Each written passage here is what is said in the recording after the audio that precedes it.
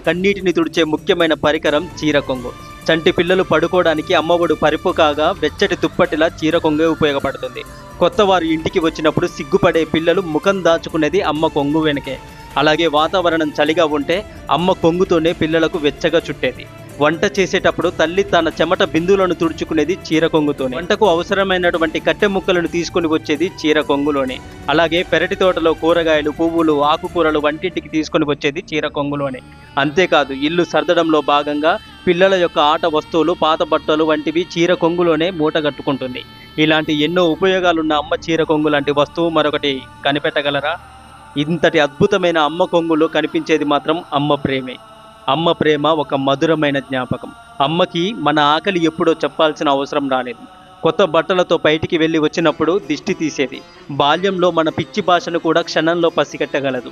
ఇలా ఎన్నెన్నో ఉన్నాయి. బిడ్డ ఒక స్థానంలో పాలు తాగుతూ రెండో స్థానాన్ని తన కాలుతో పలుమార్లు తన్నుతూ ఉంటాడు. తనను తన్నే వారి కడుపు నింపే ఔదార్యం భగవంతుడు ఒక్క తల్లికి మాత్రమే ఇచ్చాడు. అమ్మ ఒక వేదం లాంటిది. అమ్మ ఒక భక్తిభావం. అమ్మ ఒక ప్రేమ రూపం. అమ్మ ఒక సంవేదన. అమ్మ ఒక పుస్తకము. అమ్మ ఒక కలము. అమ్మ ఒక కవిత. అమ్మ ఒక జ్ఞానము. అమ్మ ఒక గుడిలో దీపము. అమ్మ ఒక అన్నపూర్ణమ్మ తల్లి. అమ్మ ఒక దేవత. అమ్మ ఒక వెలుగు.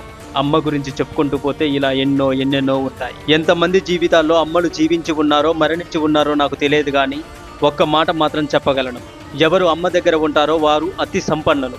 ఎవరైతే అమ్మ సేవా భాగ్యం కలిగి ఉంటారో వారు ధన్యులు, అదృష్టవంతులు. మీకు ఈ వీడియో నచ్చితే హరే కృష్ణ అని కమెంట్ చేయండి. మరెన్నో వీడియోస్ కోసం మన ఛానల్ని ఇప్పుడే సబ్స్క్రైబ్ చేసుకోండి. మాతృదేవో భవ.